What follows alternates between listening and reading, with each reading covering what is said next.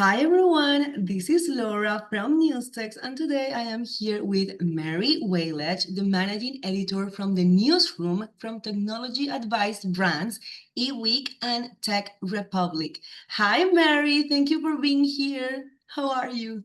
Hi, Laura. I'm well. Thank you for inviting me. It's an honor. It's our pleasure to have you in here. So, do you want to start by introducing yourself a little bit? We want to get to know you a little bit more. Yes, absolutely. Thank you so much.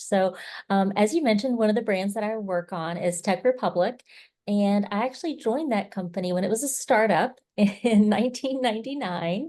Wow. And so I've been with that brand in particular through, many iterations to where we are today, and it's been a very fulfilling and interesting and educational ride. Wow. And was this your first job, in the publishing industry? Or how did you first got into? Yes, so not exactly. I did work previously at a company where we did uh, editorial abstracts for publications and including newspapers and things like that. So a wonderful colleague from that organization joined Tech Republic and loved it, and she encouraged me to apply. So There you go. exactly. I love it. And now, is your friend still in here as well? She is not currently, but she Oh, was with the brand for many years too. well, I love it. That's the kind of friends that you want, right? Absolutely. Awesome. Well, and you've been like growing together with Czech Republic. This is great. And I guess that, during this interview we'll get to understand a little bit more your career and your role today. But I love because, a spoiler alert, you are now, managing this newsroom. So I love how this has been for you. I hope that this has been like very a pleasant career Yeah. in this audience. So, can you let us know what is the purpose of the newsroom and who its prime audience is? Yes, absolutely. That's a great question. So our purpose is to deliver timely tech and AI in particular news for eWeek focuses on AI in particular right now. Um, And our audience varies quite a bit. So whether it is a tech decision maker or maybe an IT pro or someone who's would just consider themselves maybe a business professional, to folks who are AI experts, AI enthusiasts, it really runs the gamut, and especially with the topic of AI becoming so popular, becoming more mainstream, that Right. um, really covers a larger audience. So people who are maybe not, I mean, a number of people are using it at work now, Yeah. but then also people who maybe aren't as familiar with how to use it, say in the workplace, or wondering how can they use it in their daily lives. So we're trying to reach, a lot of different audiences, a lot of different readers with where they are. And whether it's providing the insight into the news they need to know. And, ideally, we're providing some additional context, whether it's through our interviews, our original content, our product reviews, our internal experts looking at products and giving their take on it as well. So yeah, we cover sort of the gamut of topics. So it's exciting, and it keeps I love always learning about these topics and the benefit of working with absolutely wonderful, talented, brilliant people. I love that.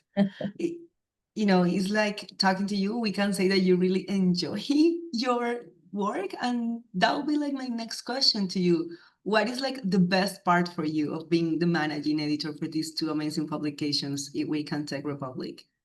That's another great question. And I know it's going to sound cliche, but it really is and has been the people. So like I said, I learn from everybody I work with, such talented people, that I've worked with throughout my currently and throughout my experience working in editorial publishing.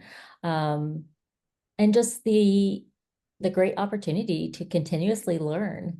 It's just, I feel like that's a real privilege to work with people whom I admire and learn from, and get to learn about topics that are, changing the world, and thinking about the impact and, what that means on all of us, quite frankly. So, I mean, some of the topics are very niche. So some of them might be really specific, for instance, to someone working in a network, network admin role or something like that. So there can be some very niche content.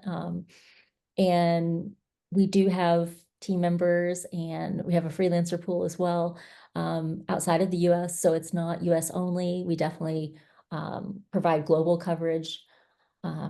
So anyway, it's just really exciting to learn about, what's going on in the world, and particularly, the latest innovations and things like that. I mean, I bet you've had to learn like a whole lot in technology, right? This is true. Yeah, it has been really fascinating to watch, what is the hot technology at the moment and what sort of comes into favor and then maybe takes a backseat to something else, but then maybe comes back. I've seen that throughout my career too, of something that seems really hot, but then it kind of cools off. But Absolutely. yeah. So so yeah, like I mentioned, AI really seems to be the hot topic at the moment. And And we I don't don't, know what is going to happen, right? Like, right. what if it, yeah, Yeah, well, it's really interesting. Yeah, I don't think that one will fade into the background. But who knows? I don't think that'll be the case. It seems to all no, accelerating. yeah, it'll probably evolve, but probably not Absolutely. fade exactly. Exactly. Okay. And if I may ask, how do you set the editorial priorities? Like, how do you pick what to cover, what to skip? How is this process for publishing? Yeah, no, that's a smart question. Speaking of evolving, that is an ever-evolving process. So, I really try and think about what our readers are interested in, and a big way to stay on top of that, because as I mentioned, that changes, or Yeah. it can change, is to look at the data and see what they're really interested in. So, um, maybe, years ago, for instance, we used to cover more sort of autonomous vehicles and that sort of topic. And then Yeah. sometimes interest sort of falls off on that a little bit, but then we keep an eye on it because it might pick back up. So, also, I asked my reporters, I asked my colleagues, what topics are you hearing bubbling up? Like, I want to make sure that I as Yeah. informed as possible. So we try and share information on a regular basis. What's exciting them? What topics are they here bubbling up when they're talking to sources, and leaders at these tech companies, and that sort of thing. So also internally, we have this fantastic AI task committee of people who are really invested in and interested in keeping up with AI. And so they're a really great resource, and really kind to share information and open with questions and things like that. So again, just staying on top of ideally what's in the news, watching the trends, looking at the data, and trying to adapt as quickly as possible so that readers are really getting the content that they want to see. Right. Okay, I love it. Um, just to dig deeper a little bit into that, do you balance, like, for example, the formats of the articles? For example, educational versus hot topics or news, per se, or something like that? Like, do you Yeah, have different type of content? we do. Yeah, that's a great question. And yeah, so we have, and we are regularly trying different things and seeing what works. Of So, course. some of our news articles are shorter and some of them are twice as long with maybe more sources and that sort of thing. We are also going to be updating soon. We have a content type that we call cheat sheets. So, sort of a snapshot of, here's what you need to know about ChatGPT, for instance, or here's what you need Okay. to know about Windows 11, or Right. I have some explainer articles, what is AI and that sort of thing. And one of the content types we've been trying, I alluded to earlier, but I didn't go into specifics, is one of our internal writers, whom I consider an expert in AI, she's been doing these shorter pieces. What are the best AI tools for XYZ? So whether it's for remote workers or teachers or for SEO or that sort of thing. And so she's reviewing and using her expertise to look at, it's oftentimes 3 to 5 tools, and just saying like, here's some ideal use cases for these tools. And these are the ones that I think are really standouts, if you're looking for tools Yeah. for this purpose. And then we have some video on the site, and yeah, we're just trying a lot of different types of content and seeing, what interests readers the most. Of course. Thank you for sharing all of that. It's very interesting. Thank you so much. Now, you've had, a long career so far, very experienced one. So can you share with us a little bit of, that experience that you've had and what has been like a pivotal decision that you've taken so far? Yes. Yeah, thank you so much. Yeah, it's hard to believe when I say 1999. I It know. seems to have gone by quickly. Um, well, one of the things that, I think that a lot of your readers might be very familiar with it as well, is one that we're keeping a close eye on, is the use of AI overviews. So, and how that affects traffic. So, um, I like to think of challenges when possible as opportunities. So, as I mentioned, I feel like we really do have a lot of expertise on our team and at our company. And so, one of the ways, to think about that is, how do we put our unique expertise, our individual expertise, our unique voices, and this is just one part of it, but how do we make that really, you know, spotlight it more and make that more of a showcase, so that it's easier for readers and for Google to really recognize the benefits and the quality of the content. So, again, that's something that we watch on a regular basis. And it's, just something we have to adapt to in these times, and experiment, figure out what works. And like I said, any opportunity I have to prop up our wonderful colleagues, I'm happy to do that. I love that. I love that. I am a true believer of that, like saying that you should work with people that are like better than you. Love Yes, it. So I do I love that you are like too. mentioning that on and on. So, okay, awesome. And do you have like a favorite moment as a leader? Something that you can remember? Yes. So, a lot come to mind, fortunately. I And love it. one of the things that's been most fulfilling to me in my career is mentorship. And whether that's, official mentorship or whether it's unofficial, I found that very rewarding, and has also led to, some deep friendships too, and long-lasting friendships, even if we're not at the same company anymore, for instance. And that's,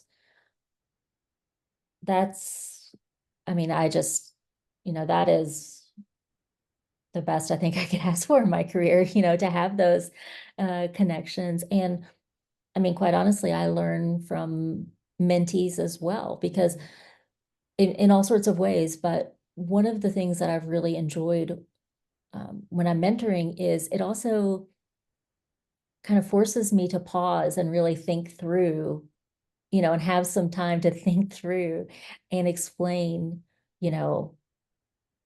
my thought process, my judgment calls, my recommendations, and and just kind of have that space to kind of slow down, do something a little bit outside the norm, Yeah. has been very rewarding. I will say that something I was reminded of recently regarding mentorship, that as much as I love to do it, I want to make sure that I have enough time to do it well. So, you know, Very important. yes, I always want to say yes to it. Whenever I have the honor of being offered that. And also I want to make sure that I'm, really being of service to the mentees and offering them the time that they truly deserve.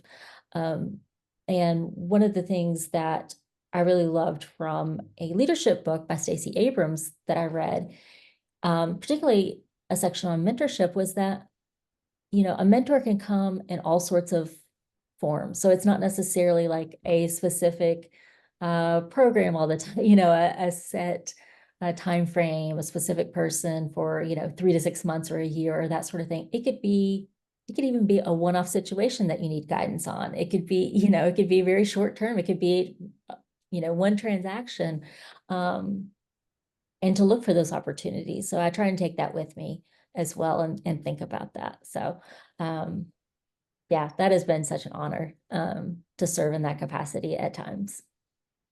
Well, I have to say that you do sound like a real inspiring mentor. Oh, that's very kind of you.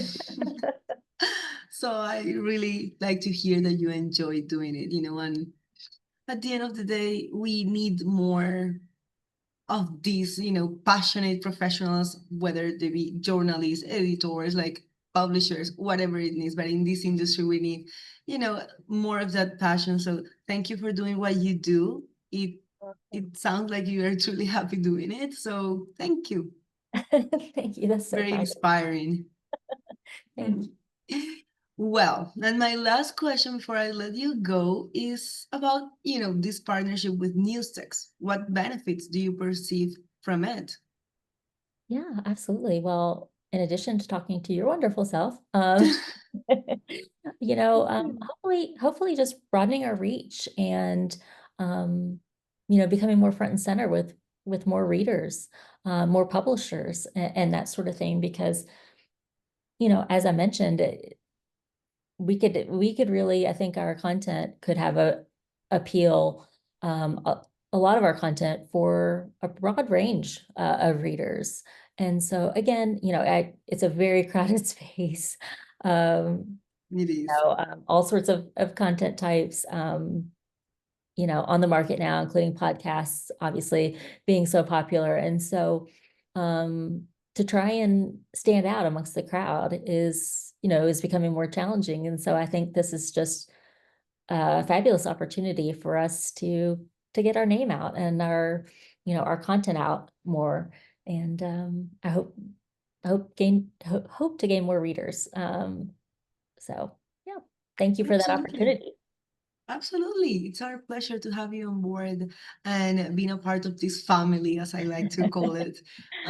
So yes, thank you. And hopefully this is, like a fruitful relationship for us, for both of us. So yeah, I do look forward to see what is happening next with these amazing publications from Technology Advice. How are you guys like growing? And yes, see a little bit more of you and your career, Mary, as well. So thank you. Thank you for taking the time to do this with us today and for teaching a little bit of you, your career, a little bit of your knowledge, sharing it with us. And yeah, I hope that we can talk again in the near future.